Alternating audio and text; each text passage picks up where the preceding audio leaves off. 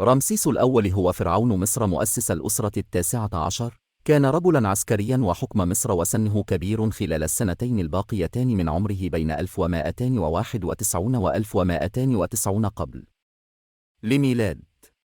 خلفه ابنه الملك سيتي الأول ثم حفيده الملك رمسيس الثاني. وقد ازدهرت البلاد المصرية في عهد هذه الأسرة وتبوأت الصدارة الحضارية والعسكرية بين جيرانها في تلك الفترة، إلا أنها بدأت في التحلل ابتداء من رمسيس الثالث بمؤامرة بالقصر. ونعرف أن أحفاد رمسيس الأول حكموا مصر وكان آخرهم رمسيس 11. تحل ملك مصر بعدد من الأسماء، في العادة 5 أسماء تضم اسم الولادة الشخصي واسمه كملك على الوجهين البحري والقبلي، والاسم المنتسب للإله حورس الصقر الحاكم على الأرض، واسم التتويج الذي يعبر عن علاقة الملك بالآلهة وغيرها. وفي التالي نقدم تلك الأسماء الخاصة بالملك رمسيس الأول وعلاقته بالآلهة آمون ورع ومعات وحورس. وفي العرض التالي تقرأ الحروف من اليسار إلى اليمين بعكس ما كان يكتب الكاتب المصري القديم، فقد كان يكتب عادة من اليمين إلى اليسار. كان رمسيس الأول نائباً على الجيش في فترة حكم الملك حرمحب، وكان يدعى بارعمس حيث لم يكن له أصول ملكي، ولكنه كان من أسرة عسكرية عريقة، وكان متقدم في السن، وعندما أصبح ملكاً فكان قد وصل 50 من عمره. اتخذ لنفسه اسم عمسيس أي ولي درع. ترك الملك حور محب الأمور العسكرية لرفيقه رمسيس، وقام هو بالتركيز على الشؤون الداخلية في البلاد. وعندما اعتلى رمسيس عرش فرعون مصر، تحول انتباهه إلى مدينة تانيس التي أصبحت المقر الصيفي له ولخليفة ابنه الملك سيتي الأول، وعمل على إعادة تثبيت الديانة القديمة وعبادة آمون بعد انهيار الثورة الدينية التي كان إخناتون قد ادخلها قبل عهد توت عنخ آمون والملك حرمحب من بعده. أحدثت الثورة الدينية لأخناتون وتركيزه على عبادة آتون أي الشمس، واتخاذه لها كإله التوحيد، وألغى ديانة آمون والآلهة الأخرى. تسبب إملاء تلك الديانة الجديدة والانفراد بعبادة آتون إلى تذمر كهنة آمون الذين كانوا أصحاب سلطة عظيمة وممتلكات معابد آمون في البلاد.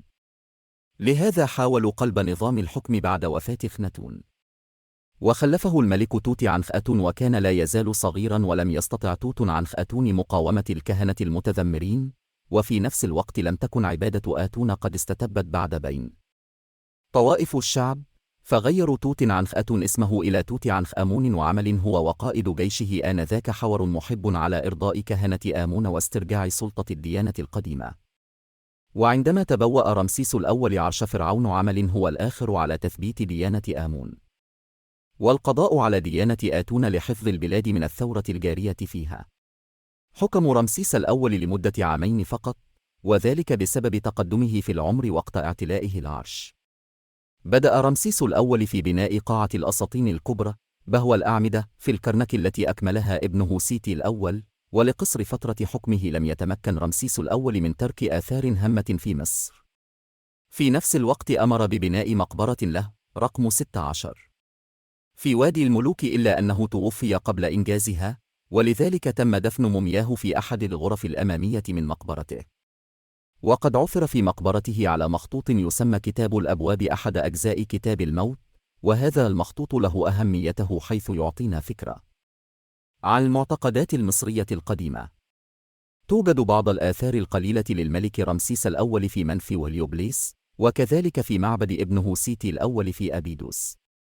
لوحة لرمسيس الأول على جدار زاوية في المعبد الذي بناه ابنه الملك سيتي الأول في أبيدوس تخليدا لذكرى أبيه.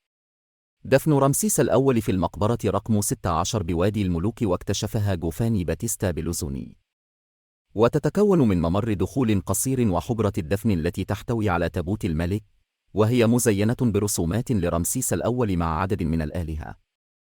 ويظهر من تزيينها أنه تم الانتهاء منها بسرعة وبتعجل، حيث تصور رمسيس الأول في حضرة الآلهة أوزوريس وبتاح وأنوبيس، وهي مكونة من حجرة دفن واحدة شبه مربعة، وبداخلها تابوت من الجرانيت وجد مفتوحا، وما وجد من محتويات المقبرة توجد الآن في المتحف البريطاني. وقد تمت سرقة مومياء رمسيس الأول بواسطة عائلة عبد الرسول، وقاموا ببيعها إلى تاجر آثار يدعى مصطفى أغا ب7 جنيهات، وتم تهريبها إلى أمريكا الشمالية بواسطة الدكتور جيمس دوغلاس عام 1860 ميلادياً، ووضعت بعد ذلك في متحف نياجرا فولز بكندا.